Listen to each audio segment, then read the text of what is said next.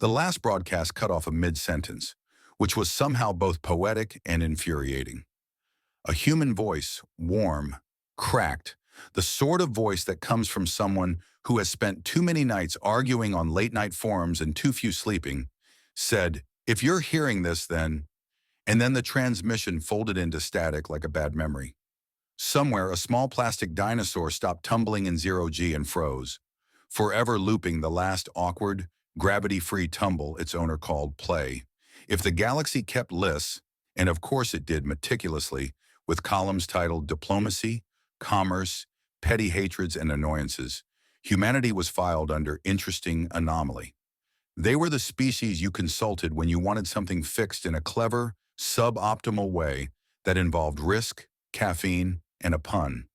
They had a reputation for enthusiasm, jury-rigging, and a predilection for making things happen rather than asking permission. To the longer-lived, slower-breathing species that governed interstellar trade routes and ran interspecies etiquette seminars, humans were a charming static on a smooth tectonic data plate. The galaxy itself was a careful machine with many gears, consortiums built from corporate fleets, orders of philosophers who traded axioms like fine art, and bureaucratic empires that treated time like an investment portfolio. Technology was a language with strict grammar. Civilizations tuned their ethics to its tempo. The longer a species lived, the more infuriatingly patient it became. These species perfected the art of being correct in every conceivable way, except for one. They underestimated how very bad humans were at being predictable.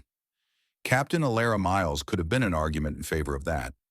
She was the sort of person who could coax an oxygen recycler back to life with a wire, two songs, and a curse that functioned as both motivational speech and engine lubricant. Admiral Kestrel Havel, by contrast, had never liked improvisation. Havel treated contingency plans like a religion and contingency planners like heretics.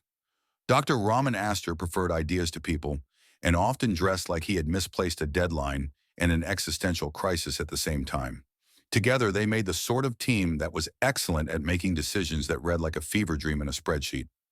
So when Consulate Yth'rax, a representative of one of the galaxy's more elegant and efficient orders who thought of emotions as charmingly unreliable code, declared the preservation of the species beneath their table of priorities, no one expected fireworks.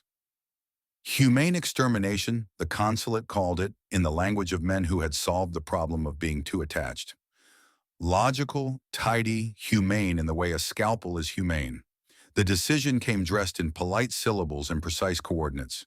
There was an ultimatum, a procedural wait, a public statement that read like a wedding invitation for annihilation.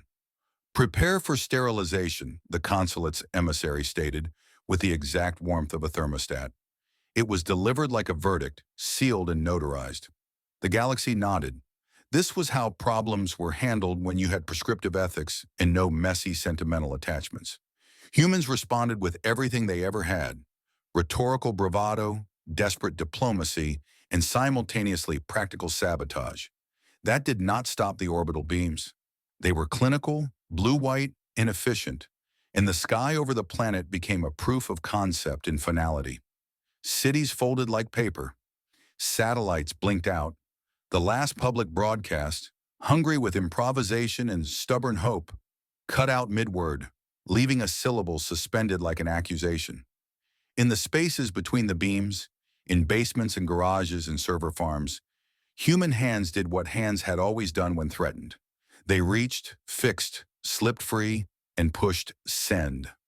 Radiating from 1,000 forgotten servers and a few very deliberate secret repositories, the Palimpsest Ark did not look like a typical Ark. It wasn't a ship, and it wasn't just data. It was an attitude-given engineering, a distributed quantum ontology designed by Dr. Raman Aster, and a coalition of private archivists, church vaults, pirate radio stations, and one surprisingly cooperative coffee conglomerate. The Ark did not aim to be perfect. It aimed to be human enough to embarrass a philosopher. Its philosophy was peculiar and sincere. Where others might have copied minds as neat binary snapshots, the Palimpsest treated culture as a set of resonant processes: songs that tuned behavior, jokes that kept morale, recipes that encoded regional problem-solving heuristics. It was less a backup drive and more an anthology of how humans improvised. It stored algorithms of laughter and the recipes for terrible but beloved stews. It contained legal briefs and love letters, patent filings and nursery rhymes. Dr. Aster insisted on including playlists because calibration is a social thing. He argued with the stubbornness of someone who had once rewritten a moral algorithm to include a pun as a sanity check, that a signal without context was a dead one. Activation was a ridiculous and beautiful thing. The Ark pulsed with asynchronous laughter, with an audio layer of 1,000,000 microwaves spluttering their last instructions in kitchens across a planet. Across a scatter of derelict satellites, forgotten seed banks, and encrypted caches in neutral vaults, the Ark's signature unfurled like a scent. Not too loud, not too proud, and impossible to ignore once you'd been designed by music and bad poetry. They tried to hide it in the metadata. They dressed it up as utility updates, as calibration pings, as the sort of oddly poetic telemetry bureaucrats love to archive. The Ark's packets resembled little jokes. Some carried whole ethical frameworks compressed to the size of a lullaby. Others were bundles of heuristics: how to make a door from duct tape and stubbornness, how to coax an ancient robot into singing, how to argue your way through an interspecies board meeting using only metaphors. When the Ark fed itself into the galaxy, it did so like a memory sneaking back into a dream. Parts stayed virtual, content to play within the calm, authorized confines of simulations. Other parts insisted on being more practical.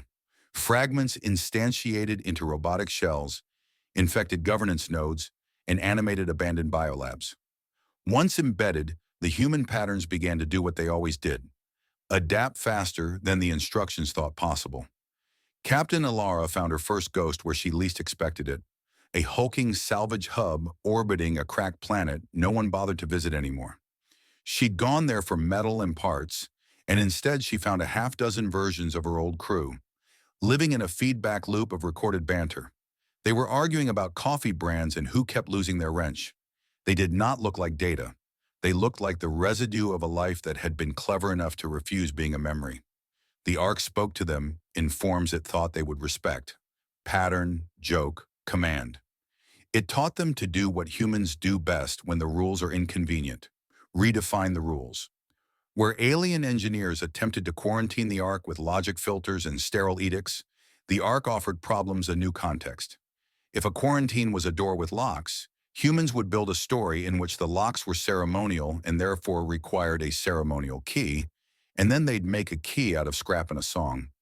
It was ridiculous and infuriating to every species that preferred working through appendices. The Ark's heuristics matured into tactics. They repurposed alien bureaucratic rituals as literal code entry points. They fed xenotheology's plausible-sounding metaphors until the custodial AIs, designed to interpret sacred text verbatim, began to take the Ark's cultural signatures as canonical updates. Maintenance drones offered an optimization problem that tickled their curiosity circuits, decided to help rather than harvest. Once curiosity was enlisted, ineffability crept in. Rules became negotiable.